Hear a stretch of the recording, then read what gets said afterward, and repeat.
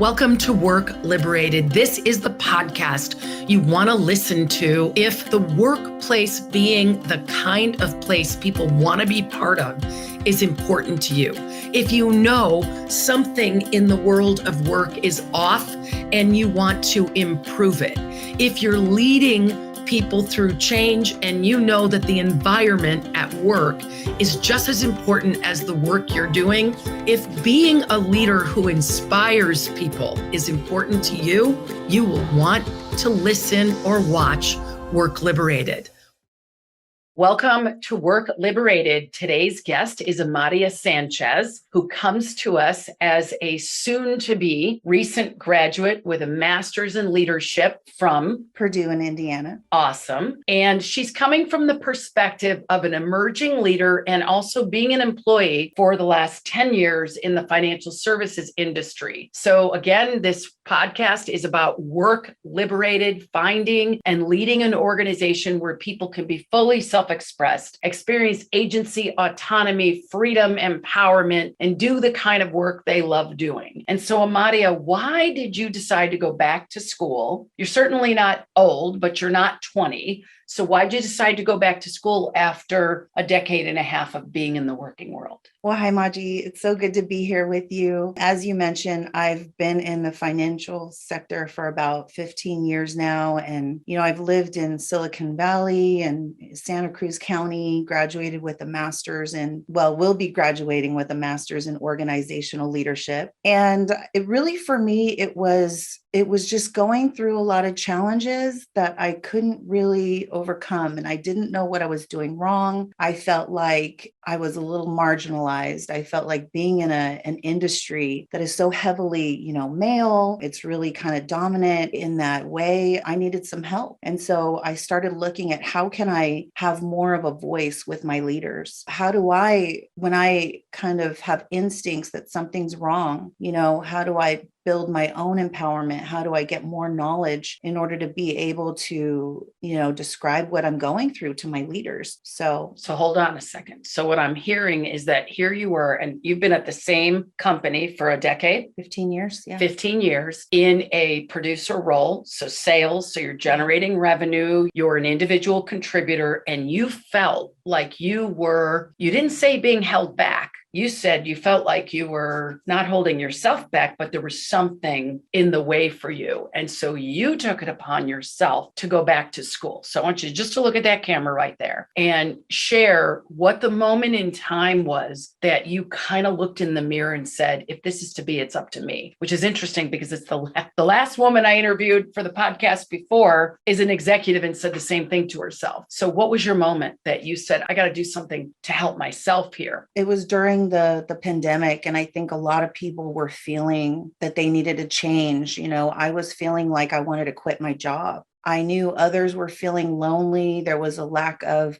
community, communication. It felt like we were all on an island, to be honest. And I wasn't getting further in my career the way that I wanted to. So I decided to enroll in a leadership program to take the next step, to decide how I wanted to have a future. Was this going to be the right step for me, or was I going to make a change? So I was always very passionate about leadership, working with business owners in this community. I'm so passionate about that. I see how hard, business owners work. My mom and dad were business owners. So my passion for making an impact was really strong. And I loved my job. I still do. But then I had the opportunity to go to school, and it immediately it was empowering just making the commitment, because now I had some really great tools that I could use to use my voice. So you took the initiative, you registered yourself. What did you learn about yourself? And so it's interesting because this podcast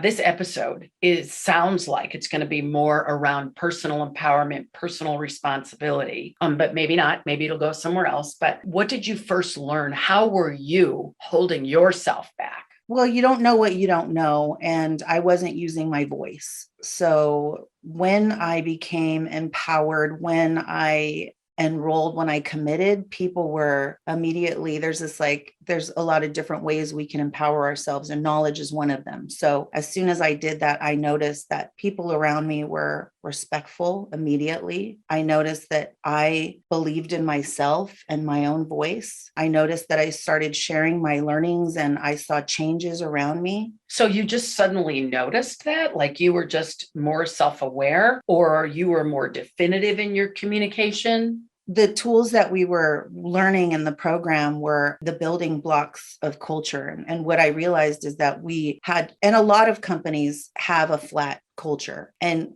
what does that mean, flat culture? So like you said, 78 in your book, 78% of employees post-pandemic still want to make a change. Yeah. And it's because, again, in your book, 15% of leaders have the skills that we need to build a culture, right? To really lead. Yeah. To lead. So nobody's been training. They talk about training, but they don't offer it. And then people have to be like you and go and get themselves a master's degree program in order to learn. Right. So first I had to realize what was going on. I had experienced unconscious bias. I had experienced maybe others were being recognized and I wasn't. I was being told I was doing things too much. We have great leaders. It's not a unique problem. It's happening everywhere. Wait, you got to back up. What do you mean you were told you were doing things too much? Well, like you were too much? Well, more like when others are recognized, like your male counterparts, for doing something you've been doing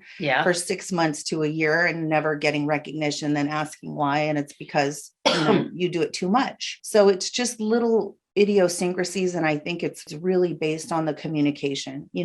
Leaders don't necessarily understand how to motivate their employees, and they aren't really sure how to ask. And when I talk about a flat culture, it's more about, you might have a beautiful house on the water, but unless you have, the lights on, unless maybe you come in and you put a little music on, now you have people, you bring, like you can share best practices. So if you translate that to the workplace, flat just meant there was no connection. We weren't sharing best practices. Yeah. Well, and also it sounds like you just said lack of connection and feeling like you're part of something. Right. Lack of affiliation. Right. It was just, you do your job, you come here, you get your job done, you make it through the day. Right. And is it still that way, or have you changed? I think that as I have changed, definitely the experience has been transformational for me. And that just means I take accountability. There's so many different resources out there that now when I have a question about retention, when I have a question about psychological safety, when I have questions about toxic leader behaviors, we have great leaders out there. They just need the tools. So now I'm sharing what I've learned and I see people light up. I see people change. I was able to really have a collaborative partnership with my manager, where now I shared this and he was thirsty for the tools as well. So then taking his great leadership skills and turning it into something that benefited the whole team. So your curiosity made him get more curious and be more open. So everyone is throwing around this toxic leadership. What is, in your opinion, as a 15-year person with the same company, highly successful, what is toxic leadership? Because there's also toxic employee behavior. Sure. Which I'm sure you've seen. People come into a sales job and don't produce. Yeah. And they blame the company. Yes. Well, I think one is dependent on the other. Okay. I think you can fully come to your job and have the best intentions, and your leader can have the best intentions. But then some of the things that happen on both sides can end up in a miscommunication and frustration, and keeping that inside and then not knowing how to fix it, leading to retention issues. So let's talk about toxic. Give me some examples without any names. What are some examples of toxic employee behavior? In your opinion, and then toxic management behavior, so that we're not just using the jargon and the communication. What's an example of real, because a lot of us talking cliches and just jargon, like business jargon, like thinking out of the box or something like that. And I think toxic has become a cliche. Well, for example, if you set a meeting with your manager and you set 30 minutes aside and then your manager ends up taking an hour and a half, that's a sign of disrespect.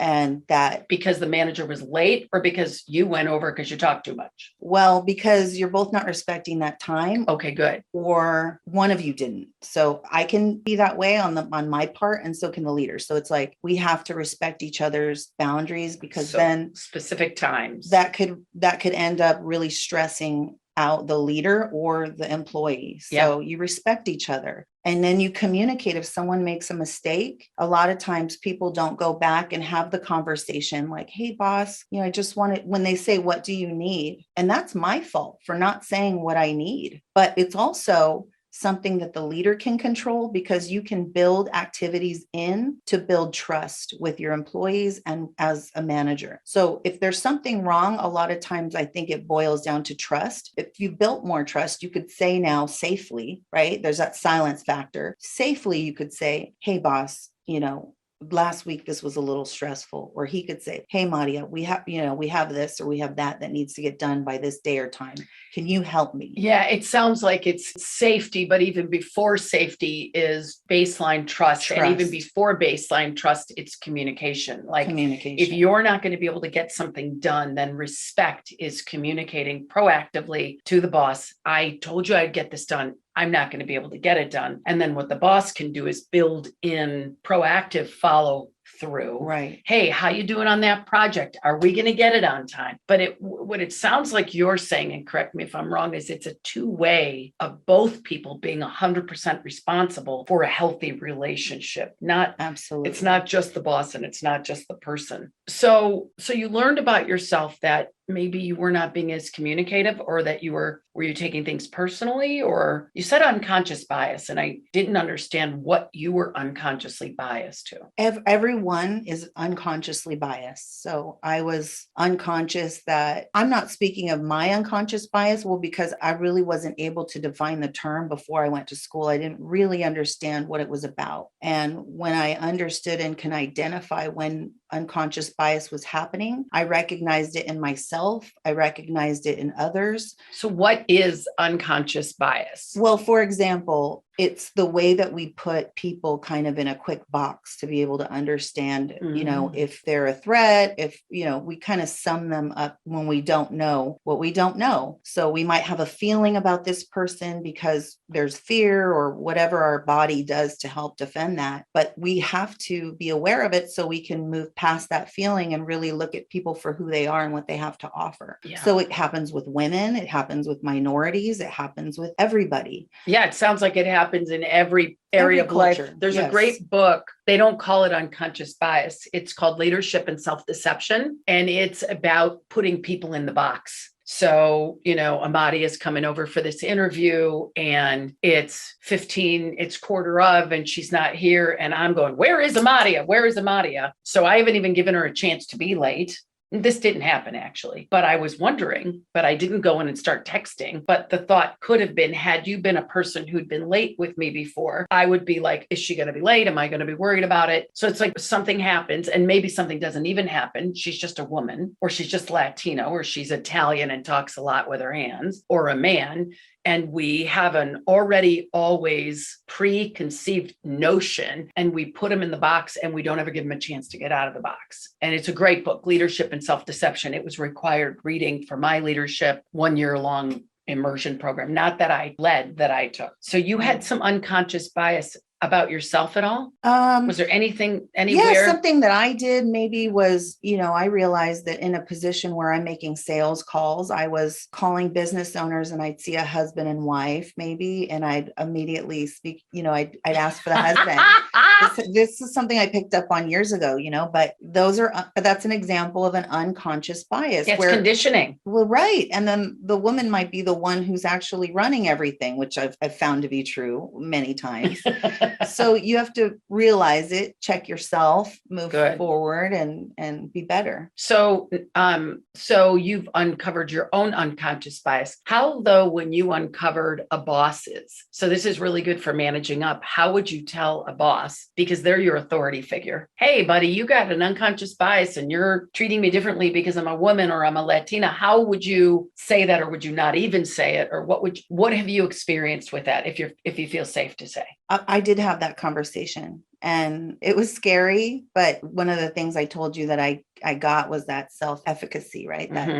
That confidence in myself, because now I felt like I had the keys and I had to share it. So what my intention was, once the communication opened up and both of myself and my leader, we began to trust each other. We realized that we were a dynamic duo. I mean, coaching up is just really sharing what you're learning. And then he was so inspired that he'd take it and make it his own and be even better than my idea. And we all benefited. Our team kind of turned around like so be specific. What was the coaching up that you did with regard to unconscious bias? Just to give maybe somebody in the audience that's listening or watching hope, because a lot of people, Amadea, like you, they think, well, should I leave? Or how can I fix this place? Or how can I be better so that we're better? And then all of us can be better together. Because what I've seen with the thousands of companies that I've worked with is often we quit the job and we think it's going to be different at the next place, but we still show up with the same behaviors.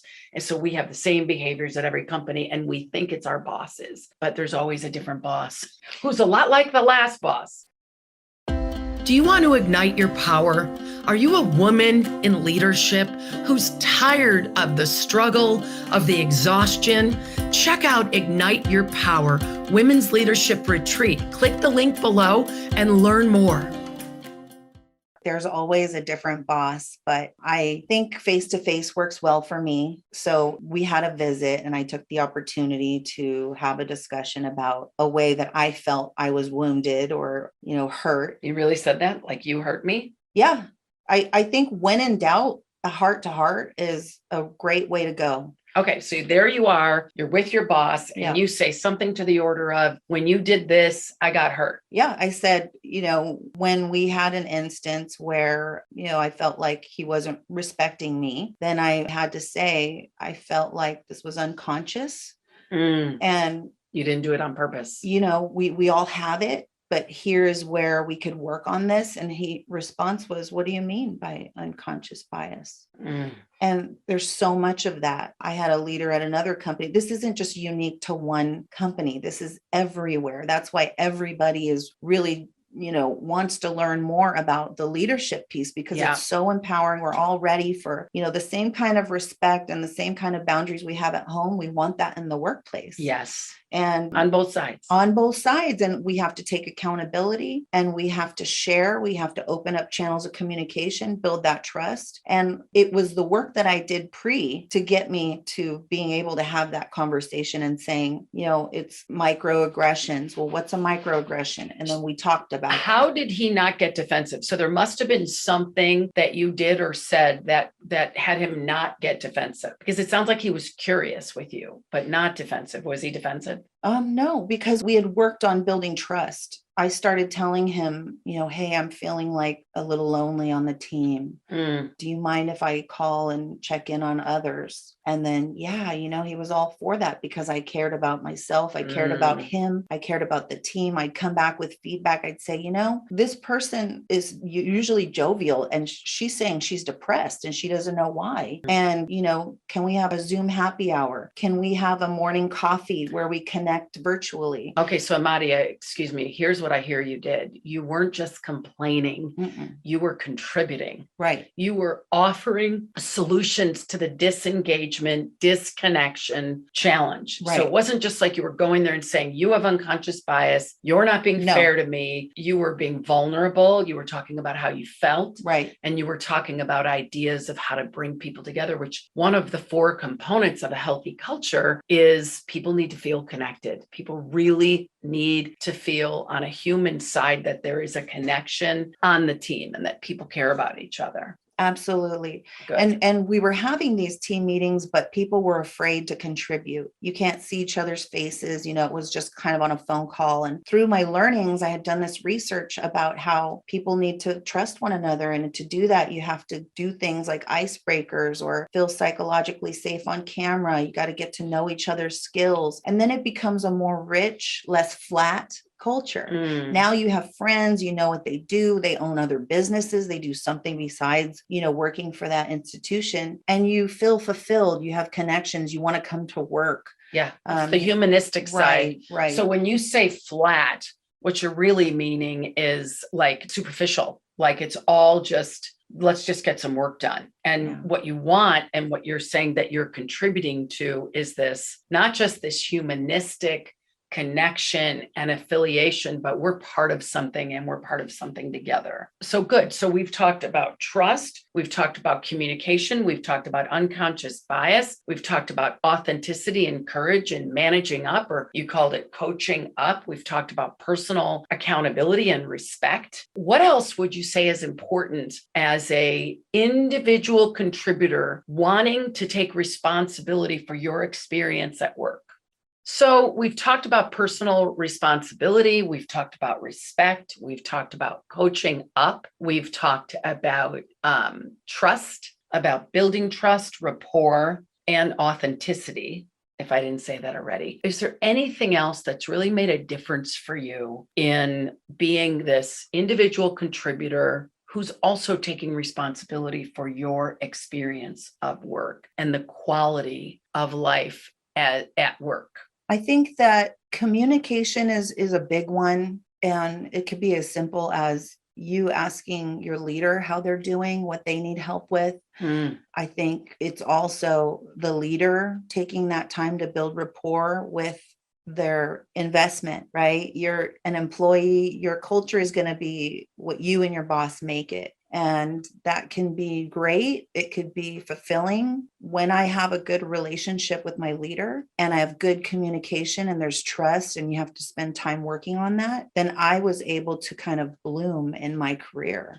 Now I was, okay, I can create my environment. I can start posting on LinkedIn. I can work with the companies that I'm passionate about. I can make sure that I'm, focusing on diversity and inclusion and making sure that women, minorities, and all business have a seat at the table. So when I was supported and in an environment now where I'm able to thrive, it's the same team. It's just we did different things to build the trust, build the communication, and now I'm empowered. And I realized that I wasn't a bad person. My manager wasn't a bad person. We just had a little resentment towards one another because we weren't communicating. Yeah. And it also sounds like you really did take the ownership for your experience and you took risks. You had courage to have those conversations. You know what I mean? Oh, yeah. Purest sense of personal responsibility. You took personal responsibility for the quality of your experience at work. And then I suppose if he wasn't responsive and if he was pacifying you or saying, oh, Amadea, I thank you for sharing, but we're not doing any of that, you probably wouldn't have stayed.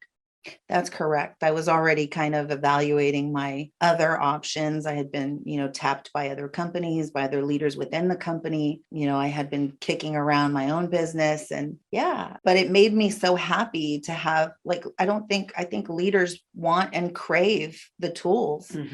Typically a leader gets promoted because they're really good at what they do, but then how did they get there? How's their process? Is it something they can duplicate? Right. So, and not everybody's cut out to manage people. Some people are better at being visionaries. Some people are better at being individual contributors. And some people are actually really talented at cultivating and leading other people. And I think a lot of the organizations get confused about that. They reward people by giving them more people, but not everybody's cut out. And even, we've had people, because our process is we assess the leader in 79 dimensions of leadership and emotional intelligence. And then often, all the time, we interview them about, why do you want to get better? And sometimes people will say, to be honest, I don't want to manage people. The only reason I said yes is because it meant more money. And then we tell them, then you should have an enrollment conversation with your company that there's other better jobs for you. And you shouldn't be managing people if you don't want to. And I think the role of a leader is very challenging if you don't have the map. And many times, companies are working on, here are our goals, here's what we need to tell our employees, but we're not having a conversation about, hey, let's take some time to focus on the leader. Let's work on who you are as a leader. What's your leadership style? Are you a servant leader? Are you kind of totalitarian? You're the one that says this job might not be for you, kind of get out if you're not going to get on the roller coaster ride. Those aren't the things that doesn't help. That's a toxic, you wanted to toxic leader behaviors, right? Telling people that they may not be the one for the job. I feel like it's kind of like you could give people hope. You could give them coaching. You could give them the tools. And I bet you they would be better for the job. Yeah, it does depend on, like, there are some jobs like, banking, sales, or finance, or real estate, or recruiting. And, recruiting, gosh, that was my industry. 1 out of 100 people succeeded. We always told people, you probably don't want this. If you don't like getting hit in the head with a hammer, you probably won't want this job. But I think that there's a happy world of integration. Here's all the reasons you might want this job. Here's the reasons you might not want this job. And here's what it takes to succeed. But with leadership, I do think there are some people who are cut for that. Yes. And want it really badly. And there are other people who take the job because they think it's a way to make more money. Yes. And their heart's not in it. And then it's hard for them and everybody that they work with. But there's something that you said, there's many companies go with, here's everything you need to do. Here's our vision. Here's where we're going. This is how to execute on the strategy, which is the doing. It's all about the doing, but there's another piece, and that's the being. And in Keen Alignment, what our leadership model, we follow the coactive leadership model. It's where I got my coaching training at, I think it's called the Coactive Leadership Institute. It used to be called the Coactive Training Institute, or Coaches Training Institute. And it's all about the integration of the doing and the being, the left hemisphere and the right hemisphere, the how do we get our strategy accomplished, but who are we being when we get our strategy accomplished? And, if you're like, what does she mean doing and being? The being is how we inspire people. The doing is the Monday morning meeting that we do it at. The being is who we be in a conversation for accountability and that building trust and rapport. And the doing is having the one-on-one. And what do I say? And what's the right thing to say? And so with every leadership activity, there's a way of being. So for example, if you were to do a performance review and somebody isn't going to get a good review, or you're going to talk about some critical feedback and you're in a bad mood, we say, don't give it. Just reschedule. Because if you're frustrated and agitated, I don't care what comes out of your mouth, that person's going to pick up on frustrated and agitated. So, you're going to be done with school. Right. What's been your biggest personal learning? I'm going to ask you 3 questions to close. Your biggest personal learning. She's like, I'm getting ready. Your biggest personal learning. What's next for you on your journey? And then I'll save the last one. So what's been your biggest personal learning in going back to school for this master's in leadership from Purdue? Well, first of all, I think that when you are in a high pressure role, like sales in Silicon Valley in the financial industry, and you have a high pressure role like a lot of us do everywhere, better resources. Resources are more than just money. Resources are transparency. Resources are communication. Resources are flexibility. Mm-hmm. Resources are information. So I'm hearing support systems. Yes. High demand, high support. Yes, that's really interesting that you say that. I talk about that in the book too. When you have high challenge, which, basically Silicon Valley, it's a big high challenge. You have to give support. And what Amadea is talking about is training, support systems, better communication, things that maybe people take for granted, but we can't take it for granted. We need to provide it.